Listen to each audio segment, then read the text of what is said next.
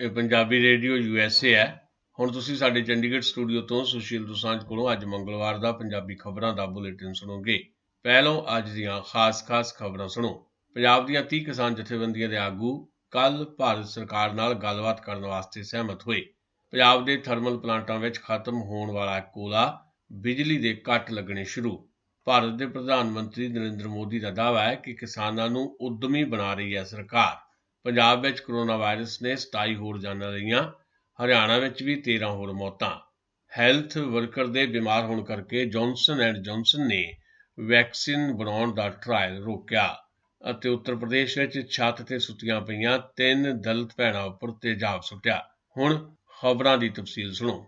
ਚੰਡੀਗੜ੍ਹ ਵਿੱਚ ਹੋਈ 30 ਕਿਸਾਨ ਜਥੇਬੰਦੀਆਂ ਦੀ ਮੀਟਿੰਗ ਸਮਾਪਤ ਹੋ ਗਈ ਹੈ ਤੇ ਸਾਰੀਆਂ ਕਿਸਾਨ ਜਥੇਬੰਦੀਆਂ ਨੇ ਇਹ ਫੈਸਲਾ ਕਰ ਲਿਆ ਹੈ ਕਿ ਉਹ ਭਲਕੇ 14 ਅਕਤੂਬਰ ਨੂੰ ਭਾਰਤ ਸਰਕਾਰ ਵੱਲੋਂ ਬੁਲਾਈ ਗਈ ਮੀਟਿੰਗ ਵਿੱਚ ਸ਼ਾਮਲ ਜ਼ਰੂਰ ਹੋਣਗੀਆਂ। ਇਸ ਨਾਲ ਹੀ ਕਿਸਾਨ ਜਥੇਬੰਦੀਆਂ ਨੇ ਸਪਸ਼ਟ ਕਰ ਦਿੱਤਾ ਹੈ ਕਿ ਜੇ ਮੀਟਿੰਗ ਵਿੱਚ ਉਸਾਰੂ ਸਿੱਟੇ ਨਾ ਨਿਕਲੇ ਤਾਂ ਸੰਘਰਸ਼ ਸੰਬੰਧੀ ਅਗਲੀ ਰਣਨੀਤੀ ਤੈਅ ਕਰ ਲਈ ਜਾਏਗੀ। ਅੱਜ ਦੀ ਇਸ ਮੀਟਿੰਗ ਵਿੱਚ 30 ਕਿਸਾਨ ਜਥੇਬੰਦੀਆਂ ਸ਼ਾਮਲ ਸਨ, ਜਦਕਿ ਭਾਰਤੀ ਕਿਸਾਨ ਯੂਨੀਅਨ ਉਗਰਾਹਾਂ ਨੇ ਇਸ ਵਿੱਚ ਹਿੱਸਾ ਨਹੀਂ ਲਿਆ। ਇਸ ਦੌਰਾਨ ਪੰਜਾਬ ਦੇ 2 ਕੈਬਨਿਟ ਮੰਤਰੀਆਂ ਸੁਖ ਸਰਕਾਰੀਆ ਅਤੇ ਤ੍ਰਿਪਤ ਰਜਿੰਦਰ ਸਿੰਘ ਬਾਜਵਾ ਸਣੇ ਕੈਪਟਨ ਸੰਦੀਪ ਸੰਧੂ ਨੇ ਵੀ ਇਹਨਾਂ ਕਿਸਾਨ ਜਥੇਬੰਦੀਆਂ ਦੇ ਆਗੂਆਂ ਨਾਲ ਮੀਟਿੰਗ ਕੀਤੀ ਹੈ। ਪੰਜਾਬ ਸਰਕਾਰ ਨੇ ਅਪੀਲ ਕੀਤੀ ਹੈ ਕਿ ਕਿਸਾਨ ਰੇਲਵੇ ਟਰੈਕ ਖਾਲੀ ਕਰ ਦੇਣ ਤਾਂ ਜੋ ਕਿਸਾਨੀ ਨਾਲ ਸੰਬੰਧਿਤ ਵਸਤਾਂ ਬਾਹਰੋਂ ਮੰਗਵਾਉਣ ਲਈ ਸੌਖ ਹੋ ਸਕੇ। ਪਰ ਕਿਸਾਨ ਜਥੇਬੰਦੀਆਂ ਦਾ ਆਖਣਾ ਹੈ ਕਿ ਉਹ 15 ਅਕਤੂਬਰ ਤੱਕ ਰੇਲਵੇ ਲਾਈਨਾਂ ਤੇ ਇਸੇ ਤਰ੍ਹਾਂ ਡਟੀਆਂ ਰਹਿਣਗੀਆਂ। ਪਰ ਇਸੇ ਦੌਰਾਨ ਖੇਤੀ ਕਾਨੂੰਨਾਂ ਦੇ ਵਿਰੁੱਧ ਪੰਜਾਬ ਦੀਆਂ ਸੰਘਰਸ਼ਸ਼ੀਲ ਜਥੇਬੰਦੀਆਂ ਵੱਲੋਂ ਰੇਲਵੇ ਲਾਈਨਾਂ ਉੱਪਰ ਲਗਾਤਾਰ ਦਿੱਤੇ ਜਾ ਰਹੇ ਧਰਨਿਆਂ ਨੂੰ ਭਾਰਤੀ ਕਿਸਾਨ ਯੂਨੀਅਨ ਏਕਤਾ ਉਗਰਾਹਾਂ ਵੱਲੋਂ ਚੁੱਕਣ ਦਾ ਫੈਸਲਾ ਕਰ ਲਿਆ ਗਿਆ ਹੈ। ਇਹ ਫੈਸਲਾ ਫਿਲਹਾਲ ਇਕੱਲੀ ਜਥੇਬੰਦੀ ਦਾ ਦੱਸਿਆ ਜਾ ਰਿਹਾ ਹੈ।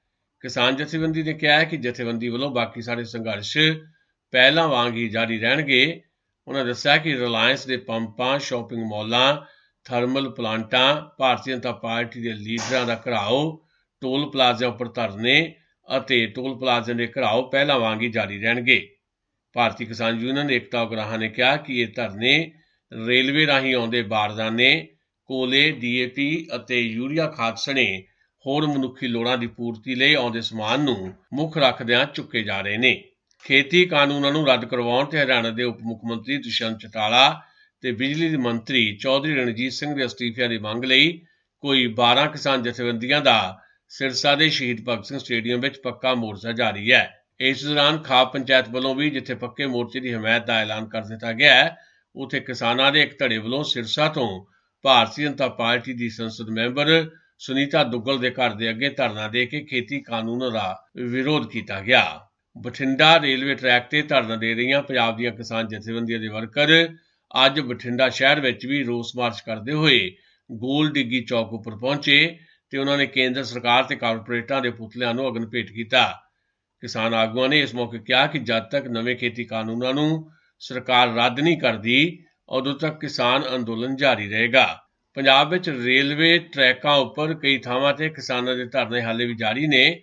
ਇਸੇ ਦੌਰਾਨ ਰੇਲ ਟਰੈਕ ਬੰਦ ਹੋਣ ਦਾ ਪ੍ਰਭਾਵ ਹੁਣ ਬਿਜਲੀ ਦੇ ਉਤਪਾਦਨ ਤੇ ਵੀ ਪੈਣਾ ਸ਼ੁਰੂ ਹੋ ਗਿਆ ਹੈ। ਰੇਲਵੇ ਪਟੜੀਆਂ ਰੁਕੀਆਂ ਹੋਣ ਕਰਕੇ ਸਰਕਾਰੀ ਥਰਮਲ ਪਲਾਂਟਾਂ ਵਿੱਚ ਕੋਲਾ ਵੀ ਖਤਮ ਹੋਣ ਵਾਲਾ ਹੈ। ਕੋਲੇ ਦੀ ਕਮੀ ਨਾਲ ਬਿਜਲੀ ਦਾ ਉਤਪਾਦਨ ਘਟ ਰਿਹਾ ਹੈ, ਜਿਸ ਕਰਕੇ ਪੰਜਾਬ ਵਿੱਚ ਬਿਜਲੀ ਮਹਿਕਮੇ ਦੇ ਅਣਐਲਾਨੇ ਕੱਟ ਲੱਗਣੇ ਸ਼ੁਰੂ ਹੋ ਗਏ ਨੇ। ਕੋਲੇ ਦੀ ਕਮੀ ਕਰਕੇ ਲੁਧਿਆਣਾ, ਜਲੰਧਰ, ਅੰਮ੍ਰਿਤਸਰ, ਪਟਿਆਲਾ ਤੇ ਮੋਹਾਲੀ ਦੇ ਵੱਖ-ਵੱਖ ਹਿੱਸਿਆਂ ਵਿੱਚ ਐਲਾਨੀਆਂ ਦੇ ਨਾਲ-ਨਾਲ ਅਣਐਲਾਨੇ ਕੱਟ ਵੀ ਮਹਿਕਮੇ ਨੇ ਲਾਣੇ ਸ਼ੁਰੂ ਕਰ ਦਿੱਤੇ ਨੇ। ਹਾਲਾਂਕਿ ਮਹਿਕਮੇ ਦੇ ਅਫਸਰਾਂ ਦਾ ਕਹਿਣਾ ਹੈ ਕਿ ਕੱਟ ਬਿਜਲੀ ਸਪਲਾਈ ਲਾਈਨਾਂ ਦੀ ਮੁਰੰਮਤ ਕਰਕੇ ਲਾਏ ਜਾ ਰਹੇ ਨੇ। ਫਾਜ਼ਿਲਕਾ ਦੀ ਮੁੱਖ ਅਨਾਜ ਮੰਡੀ ਵਿੱਚ ਲਿਫਟਿੰਗ ਦੇ ਵਿਵਾਦ ਕਰਕੇ ਅੱਜ ਫਾਜ਼ਿਲਕਾ ਫਿਰੋਜ਼ਪੁਰ ਰੋਡ ਤੇ ਪਿੰਡ ਚਾਂਦਮਾਰੀ ਦੇ ਨੇੜੇ ਗੋਲੀਆਂ ਚੱਲ ਗਈਆਂ। ਮੰਡੀ ਵਿੱਚ ਝੋਨੇ ਦੀ ਲਿਫਟਿੰਗ ਕਰਨ ਬਾਹਰੋਂ ਟਰੱਕ ਆ ਰਹੇ ਸਨ। ਜਦੋਂ ਟਰੱਕ ਫਾਜ਼ਿਲਕਾ ਫਿਰੋਜ਼ਪੁਰ ਰੋਡ ਤੇ ਪਿੰਡ ਚਾਂਦਮਾਰੀ ਦੇ ਨੇੜੇ ਆਏ ਤਾਂ ਇਸ ਦੌਰਾਨ ਕੁਝ ਵਿਅਕਤੀਆਂ ਵੱਲੋਂ ਟਰੱਕ ਡਰਾਈਵਰਾਂ ਨੂੰ ਅੱਗੇ ਜਾਣ ਤੋਂ ਰੋਕਿਆ ਗਿਆ। ਇਸ ਤੋਂ ਬਾਅਦ ਵਿਵਾਦ ਹੋ ਗਿਆ ਤੇ ਕੁਝ ਵਿਅਕਤੀ ਆਪੋ ਵਿੱਚ ਹੀ ਉਲਝ ਗਏ। ਇਸੇ ਦੌਰਾਨ ਹਵਾਈ ਫਾਇਰ ਕੀਤੇ ਗਏ। ਪੁਲਿਸ ਮੌਕੇ ਤੇ ਪਹੁੰਚੀ ਤੇ ਪੁਲਿਸ ਨੇ ਦੱਸਿਆ ਕਿ ਉਹ ਮਾਮਲੇ ਦੀ ਜਾਂਚ ਕਰ ਰਹੀ ਹੈ। ਇਹ ਖਬਰਾਂ ਤੁਸੀਂ ਪੰਜਾਬੀ ਰੇਡੀਓ USA ਤੋਂ ਸੁਣ ਰਹੇ ਹੋ ਤੇ ਇਹਨਾਂ ਖਬਰਾਂ ਨੂੰ ਸਾਡੇ ਚੰਡੀਗੜ੍ਹ ਸਟੂਡੀਓ ਤੋਂ ਸਿੱਧਾ ਪ੍ਰਸਾਰਿਤ ਕੀਤਾ ਜਾ ਰਿਹਾ ਹੈ।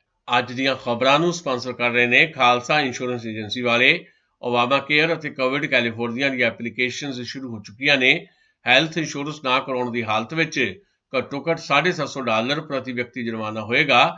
ਤੁਸੀਂ ਆਪਣੀ ਐਪਲੀਕੇਸ਼ਨ ਰੀਨਿਊ ਕਰਾਉਣੀ ਹੈ ਜਾਂ ਫਿਰ ਨਵੀਂ ਭਰਨੀ ਹੈ ਤੇ ਅੱਜ ਹੀ ਕਾਲ ਕਰੋ 408 272 2500। ਖਾਲਸਾ ਇੰਸ਼ੋਰੈਂਸ ਏਜੰਸੀ ਦਾ ਦਫ਼ਤਰ ਸਾਰਾ ਸਾਲ ਖੁੱਲ੍ਹਾ ਰਹਿੰਦਾ ਹੈ। ਇਹਨਾਂ ਦਾ ਟੈਲੀਫੋਨ ਨੰਬਰ ਇੱਕ ਵਾਰੀ ਫੇਰ ਨੋਟ ਕਰ ਲਓ 4082722500। ਚਲੋ ਫਿਰ ਚੱਲਦੇ ਹਾਂ ਕੁਝ ਹੋਰ ਖਬਰਾਂ ਵੱਲ। ਭਾਰਤ ਦੇ ਪ੍ਰਧਾਨ ਮੰਤਰੀ ਨਰਿੰਦਰ ਮੋਦੀ ਨੇ ਮੰਗਲਵਾਰ ਨੂੰ ਸਾਬਕਾ ਕੇਂਦਰੀ ਮੰਤਰੀ ਬਾਲਾ ਸਾਹਿਬ ਵਿਖੇ ਪਾਟਿਲ ਦੀ ਸਵੈਜੀਵਨੀ ਜਾਰੀ ਕਰਦਿਆਂ ਖੇਤੀਬਾੜੀ ਤੇ ਸਹਿਕਾਰੀ ਖੇਤਰ ਵਿੱਚ ਉਹਨਾਂ ਦੇ ਯੋਗਦਾਨ ਦੀ ਸ਼ਲਾਘਾ ਕਰਦਿਆਂ ਕਿਹਾ ਕਿ ਉਹਨਾਂ ਦੀ ਸਰਕਾਰ ਅੱਜ ਕਿਸਾਨਾਂ ਨੂੰ ਅੰਨਦਾਤਾ ਦੀ ਭੂਮਿਕਾ ਤੋਂ ਅੱਗੇ ਉਦਮੀ ਬਣਾਉਣ ਵਾਸਤੇ ਯਤਨਸ਼ੀਲ ਹੈ। ਵੀਡੀਓ ਕਾਨਫਰੰਸ ਦੇ ਜ਼ਰੀਏ ਇਸ ਸਮਾਗਮ ਦੇ ਵਿੱਚ ਸ਼ਾਮਲ ਹੁੰਦਿਆਂ ਉਹਨਾਂ ਕਿਹਾ ਕਿ ਨਵੇਂ ਖੇਤੀ ਸੁਧਾਰਾਂ ਨਾਲ ਕਿਸਾਨਾਂ ਨੂੰ ਉਦਮੀ ਬਣਾਇਆ ਜਾਏਗਾ। ਪੰਜਾਬ ਵਿੱਚ ਖਰੀਦੇ ਹੋਏ ਝੋਨੇ ਦੀ ਅਦਾਇਗੀ 48 ਤੋਂ 72 ਘੰਟਿਆਂ ਦੇ ਅੰਦਰ ਕਰਨ ਦੇ ਦਾਅਵੇ ਖੋਖਲੇ ਸਾਬਤ ਹੋ ਰਹੇ ਨੇ। 28 ਸਤੰਬਰ ਤੋਂ ਝੋਨੇ ਦੀ ਖਰੀਦ ਆਰੰਭ ਹੋਈ ਸੀ ਤੇ ਸਿਰਫ ਖੰਨਾ ਮੰਡੀ ਵਿੱਚ ਬੀਤੀ ਸ਼ਾਮ ਤੱਕ 5,50,261 ਕੁਇੰਟਲ ਝੋਨਾ ਵੱਖ-ਵੱਖ ਸਰਕਾਰੀ ਏਜੰਸੀਆਂ ਵੱਲੋਂ ਖਰੀਦਿਆ ਗਿਆ, ਪਰ 15 ਦਿਨਾਂ ਤੋਂ ਸਰਕਾਰ ਵੱਲੋਂ ਖਰੀਦੇ ਗਏ ਝੋਨੇ ਦਾ ਇੱਕ ਵੀ ਪੈਸਾ ਮੰਡੀ ਵਿੱਚ ਨਹੀਂ ਭੇਜਿਆ ਗਿਆ। ਸਰਕਾਰ ਵੱਲ ਇਹ ਰਾਸ਼ੀ 10.5 ਕਰੋੜ ਰੁਪਏ ਬਣਦੀ ਹੈ। ਅਦਾਇਗੀ ਨਾ ਹੋਣ ਕਰਕੇ ਕਿਸਾਨ ਅਤੇ ਆੜ੍ਹਤੀ ਪਰੇਸ਼ਾਨ ਨੇ। ਮੰਡੀ ਵਿੱਚ ਲਿਫਟਿੰਗ ਦੀ ਚਾਲ ਵੀ ਬੜੀ ਮੱਧਮ ਹੈ। ਖੰਨਾ ਮੰਡੀ ਵਿੱਚ ਖਰੀਦਿਆ 1.5 ਲੱਖ ਕੁਇੰਟਲ ਤੋਂ ਵਧੇਰੇ ਝੋਨਾ ਹਾਲੇ ਵੀ ਉਵੇਂ ਪਿਆ ਹੈ, ਜਿਸ ਕਾਰਨ ਮੰਡੀ ਵਿੱਚ ਹੋਰ ਪੁੱਜ ਰਹੇ ਝੋਨੇ ਨੂੰ ਢੇਰੀ ਕਰਨ ਵਿੱਚ ਕਿਸਾਨਾਂ ਨੂੰ ਮੁਸ਼ਕਲ ਆ ਰਹੀ ਹੈ। ਅੱਜ ਵੀ ਮੰਡੀ ਵਿੱਚ 40,000 ਕੁਇੰਟਲ ਝੋਨਾ ਅਜਿਹਾ ਪਿਆ ਹੈ ਜਿਸ ਦੀ ਖਰੀਦ ਹਾਲੇ ਹੋਣੀ ਹੈ।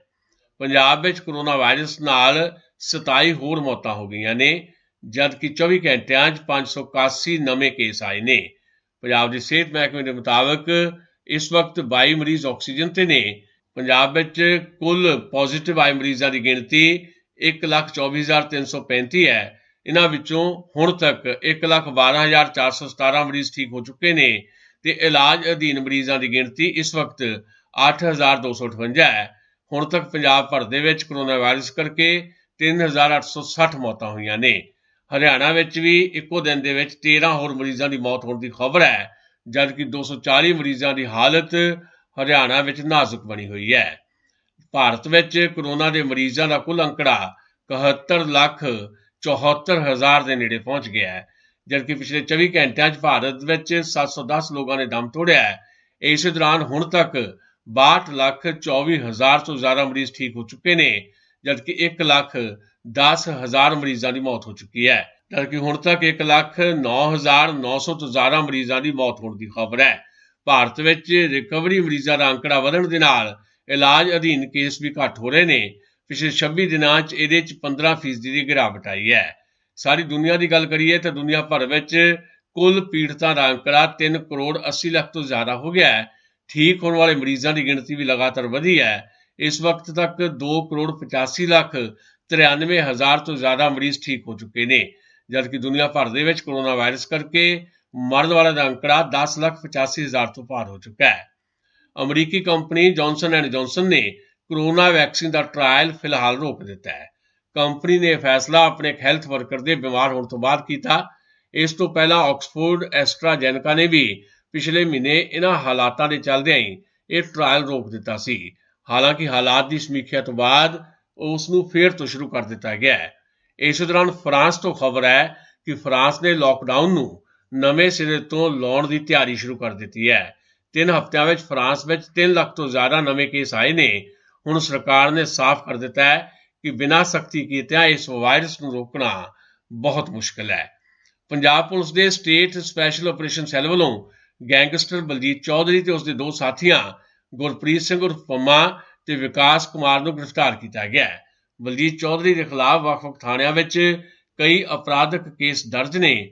ਪਿਛਲੇ ਸਮੇਂ ਦੌਰਾਨ ਉਹ ਵਿਦਿਆਰਥੀ ਜਥੇਬੰਦੀ ਪੋਸੂ ਦਾ ਸਰਗਰਮ ਆਗੂ ਵੀ ਰਿਹਾ ਹੈ। ਕਾਊਂਟਰ ਇੰਟੈਲੀਜੈਂਸ ਵਿੰਗ ਦੇ AIG ਵਰਿੰਦਰਪਾਲ ਸਿੰਘ ਨੇ ਦੱਸਿਆ ਕਿ ਇਹਨਾਂ ਮੁਲਜ਼ਮਾਂ ਦੇ ਖਿਲਾਫ ਅਸਲਾ ਐਕਟ ਦੀ ਧਾਰਾ ਦੇ ਤਹਿਤ ਨਵਾਂ ਕੇਸ ਦਰਜ ਕੀਤਾ ਗਿਆ ਹੈ।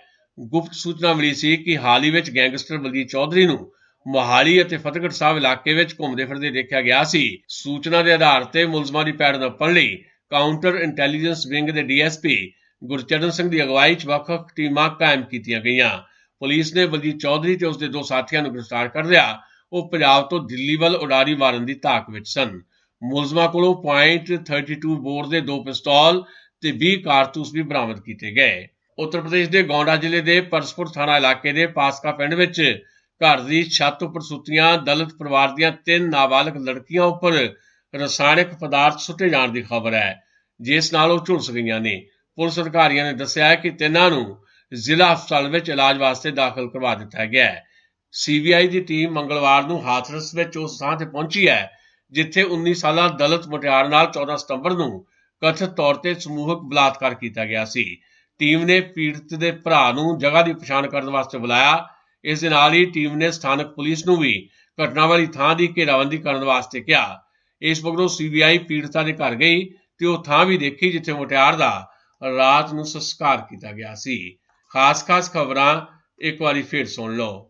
ਪੰਜਾਬ ਦੀਆਂ 30 ਕਿਸਾਨ ਜਥੇਬੰਦੀਆਂ ਦੇ ਆਗੂ ਭਲਕੇ ਭਾਰਤ ਸਰਕਾਰ ਨਾਲ ਗੱਲਬਾਤ ਲਈ ਸਹਿਮਤ ਹੋਏ। ਪੰਜਾਬ ਦੇ ਥਰਮਲ ਪਲਾਂਟਾਂ ਵਿੱਚ ਖਤਮ ਹੋਣ ਲੱਗਾ ਕੋਲਾ, ਬਿਜਲੀ ਦੇ ਕੱਟ ਲੱਗਣੇ ਸ਼ੁਰੂ। ਭਾਰਤ ਦੇ ਪ੍ਰਧਾਨ ਮੰਤਰੀ ਦਾ ਦਾਅਵਾ ਕਿ ਕਿਸਾਨਾਂ ਨੂੰ ਉਦਮੀ ਬਣਾ ਰਹੀ ਹੈ ਸਰਕਾਰ। ਪੰਜਾਬ ਵਿੱਚ ਕੋਰੋਨਾ ਵਾਇਰਸ ਨੇ 27 ਹੋਰ ਜਾਨਾਂ ਲਈਆਂ। ਹਰਿਆਣਾ ਵਿੱਚ ਵੀ 13 ਹੋਰ ਮੌਤਾਂ। ਹੈਲਥ ਵਰਕਰ ਦੇ ਬਿਮਾਰ ਹੋਣ ਕਰਕੇ ਜੌਨਸਨ ਨੇ ਵੈਕਸੀਨ ਦਾ ਟਰਾਇਲ ਰੋਕਿਆ ਅਤੇ ਉੱਤਰ ਪ੍ਰਦੇਸ਼ ਵਿੱਚ ਛੱਤ ਤੇ ਸੁੱਤੀਆਂ ਪਈਆਂ 3 ਦਲਿਤ ਭੈਣਾਂ ਤੇ ਤੇਜ਼ਾਬ ਸੁੱਟਿਆ ਗਿਆ। ਇਹ ਸਨ ਸਾਡੀਆਂ ਅੱਜ ਦੀਆਂ ਖਬਰਾਂ। ਤਾਜ਼ਾ ਖਬਰਾਂ ਲਈ ਕੱਲ ਇਸੇ ਵਕਤ ਆਪਣੀ ਫਿਰ ਮੁਲਾਕਾਤ ਹੋਏਗੀ। ਹੁਣ ਦਿਓ ਸੁਸ਼ੀਲ ਦੋਸਾਂਝ ਨੂੰ ਆ ਗਿਆ। ਪੰਜਾਬੀ ਰੇਡੀਓ USA ਦੇ ਸਰੋਤਿਆਂ ਲਈ ਬਹੁਤ-ਬਹੁਤ ਸ਼ੁਭ ਸ਼ਾਮਾਂ।